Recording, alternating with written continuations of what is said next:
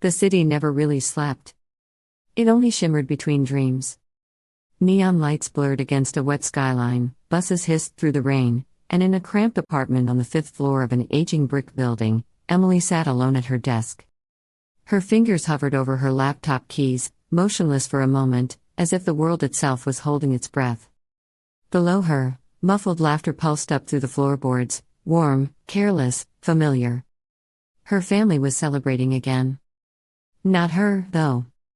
Never her. Her mother's voice carried through the vents, full of champagne and pride. Ethan just got promoted. My boy's unstoppable.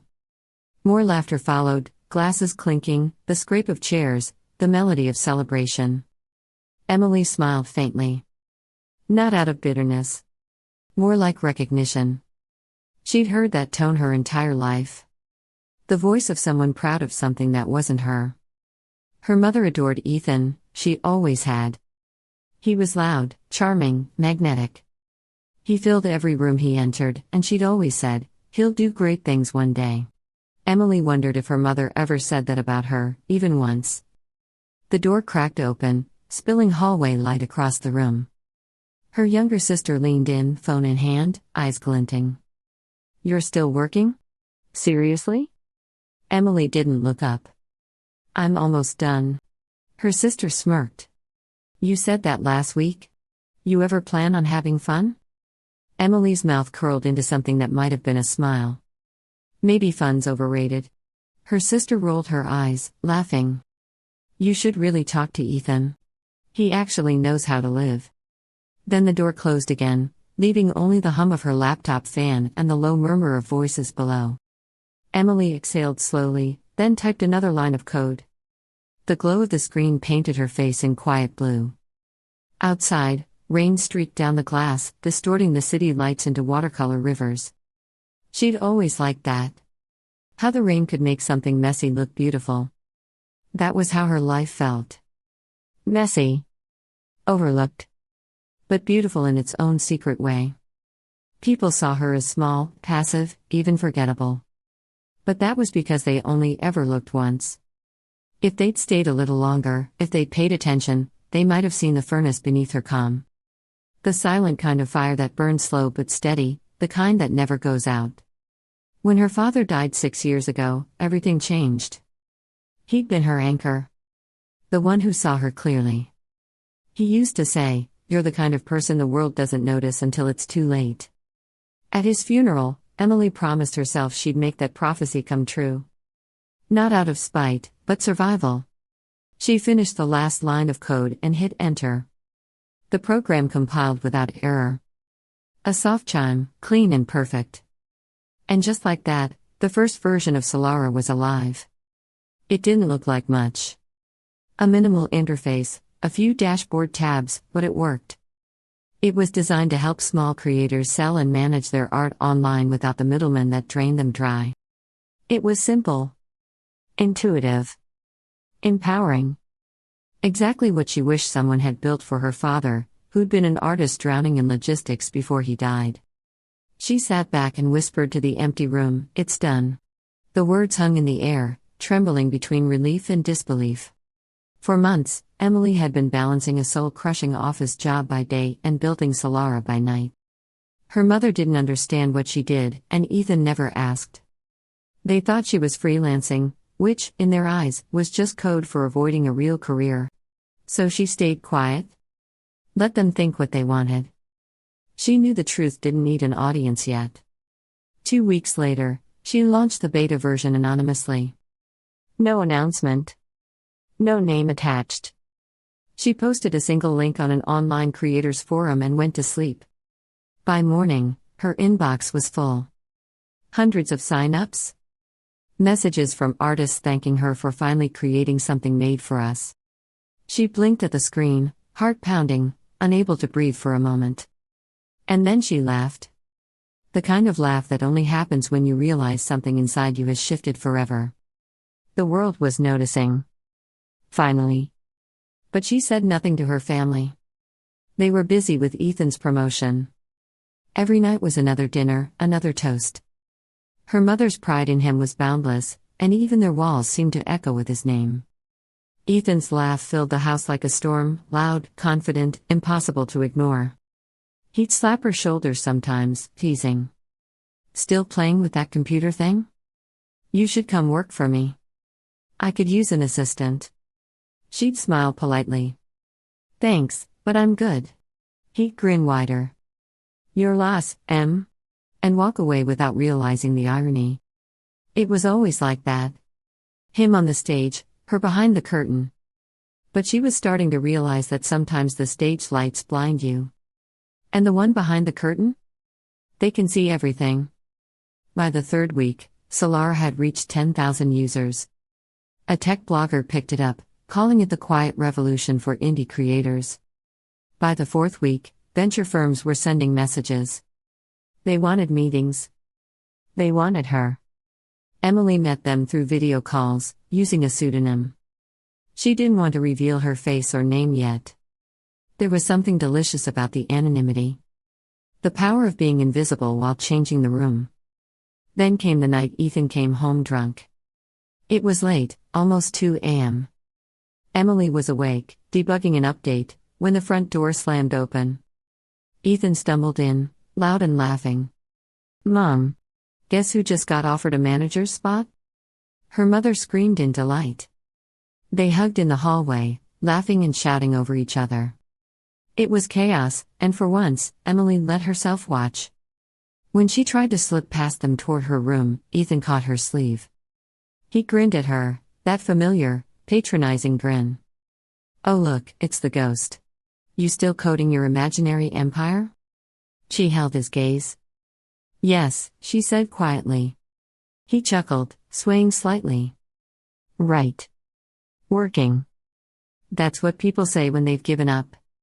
Then he let go and turned back to their mother, soaking in more praise. Emily went upstairs, her face expressionless, but her pulse? Her pulse was thunder. She checked her phone as soon as she sat down. A notification blinked. Solara had hit 100,000 users. Her inbox was flooded with investor offers, partnership proposals, and one email with a six-figure acquisition bid.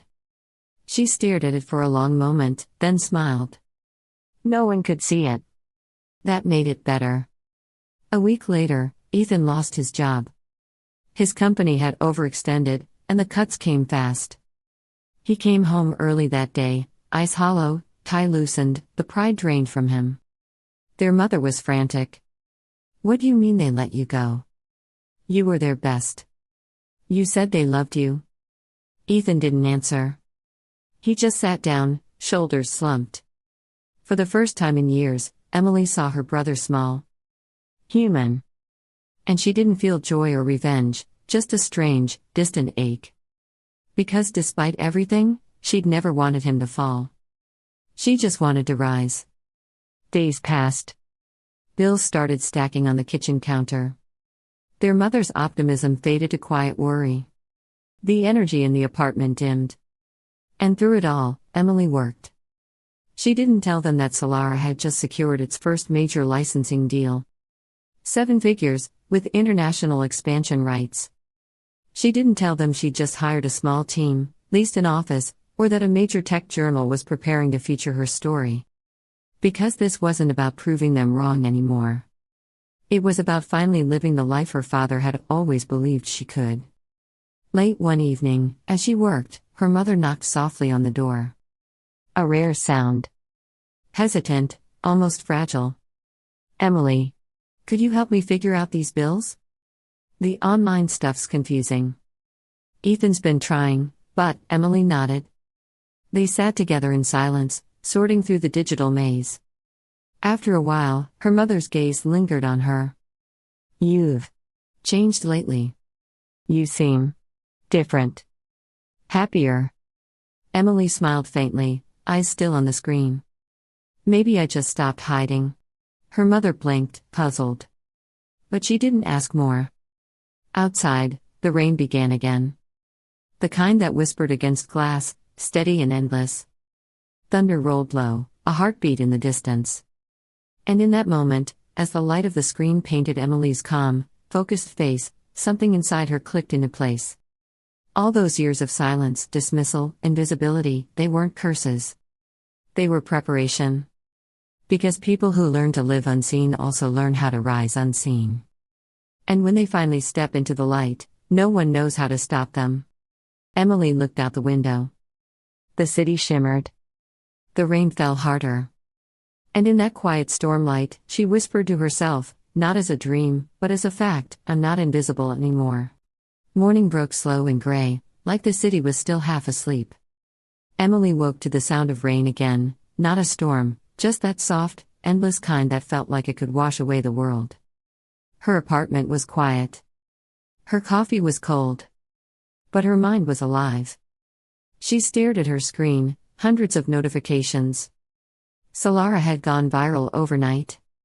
An influencer had shared it in a video titled The Future of Creative Freedom. Within hours, the user count doubled.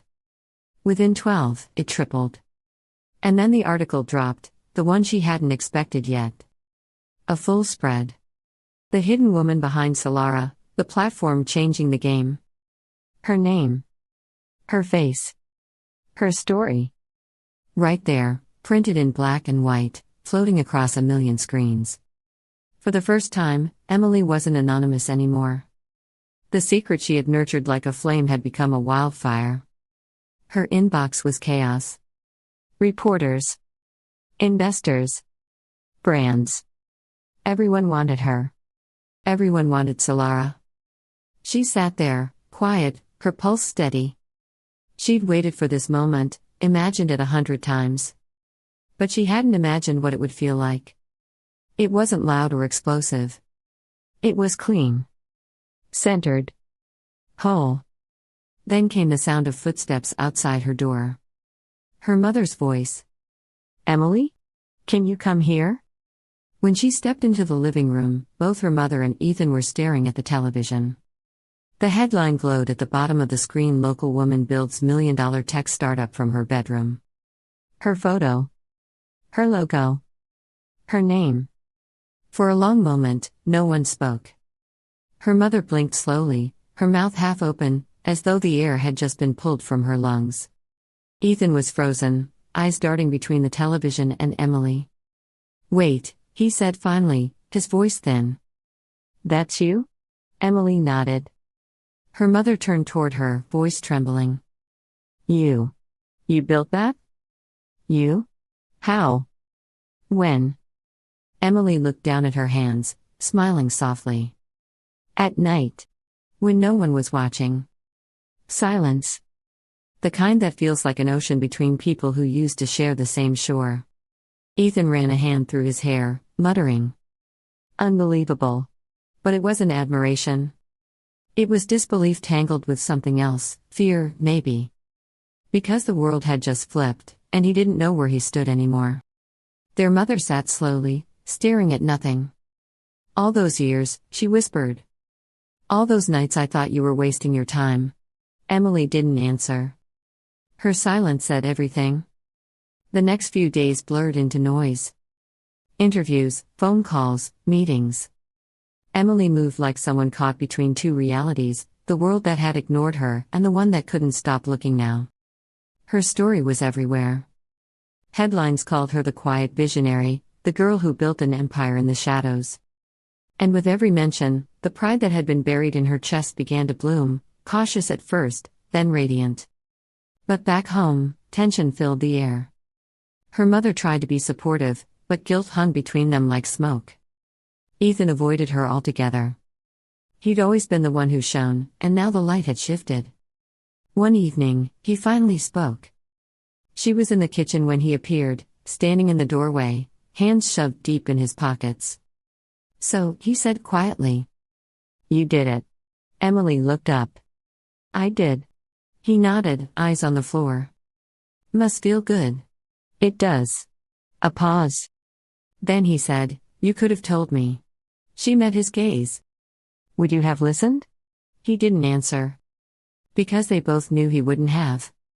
Later that night, she found her mother sitting in the dark, the television flickering softly. Mom? Her mother's eyes were red. I was so proud of your brother, she said quietly. I thought I had to be. He was confident. Loud.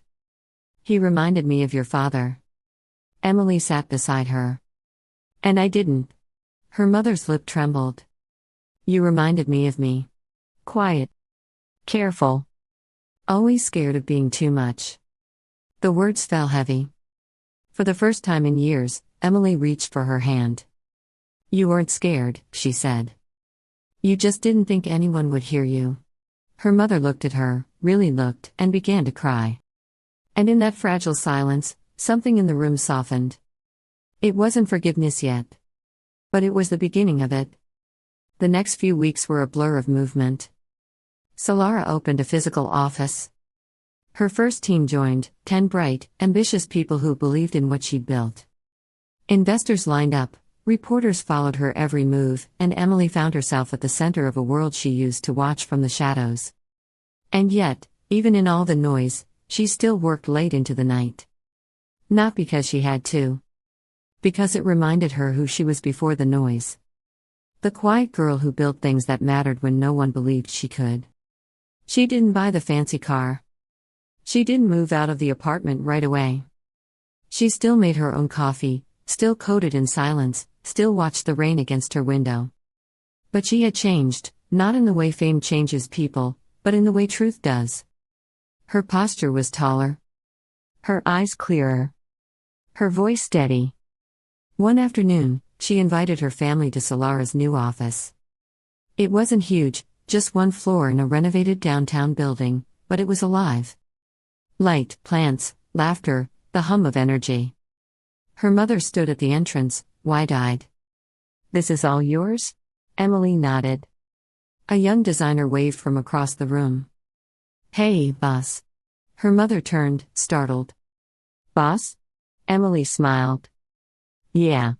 Feels strange to hear it sometimes. Ethan walked around the space in silence, studying the rows of computers, the photos on the wall. There was a moment, a flicker, when pride touched his face. You did this, he said. All of it? Emily looked at him, her voice soft. No. We did this, all of us who were told to stay quiet. I just started it. He exhaled slowly, and for once, the old arrogance was gone. I was terrible to you, he said. I know that now. Emily tilted her head. You were loud. I had to learn how to be louder in a different way. He smiled, small, genuine. You win. She shook her head. No. We both learn. They left the office together that evening, rain misting the city again. Her mother walked between them, her arm linked with Emily's. The skyline shimmered, glass and gold. It looked nothing like the one she used to stare at from her window, but somehow, it felt like home. Weeks later, Emily stood on a stage at a global conference. Bright lights. Cameras. Thousands of eyes watching. She told her story, about being invisible, underestimated, ignored. About the quiet power of creation. About how the world measures noise and misses depth.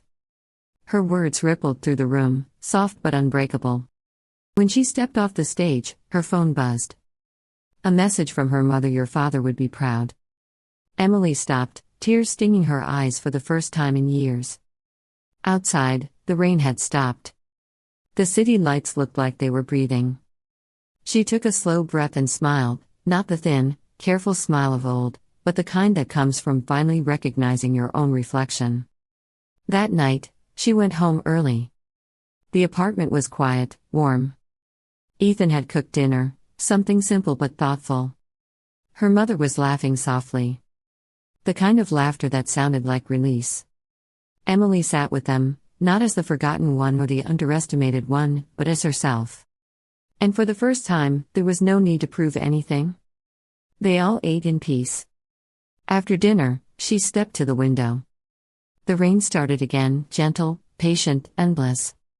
The city glowed beneath it, a mirror of light and memory. She thought of all the nights she'd spent alone at that same desk, whispering to herself that someday, it would all mean something. And it did. She closed her eyes and let the sound of the rain fill her. Not sadness. Not victory. Just peace. Because success wasn't about who noticed you. It was about who you became when no one did. And Emily? She had become unstoppable. The quiet girl who built an empire. The one they never saw coming. The one who rose, not in anger, but in grace. And when the world finally turned to look at her, she didn't need to shout. She just smiled. Because the truth was louder than any applause could ever be.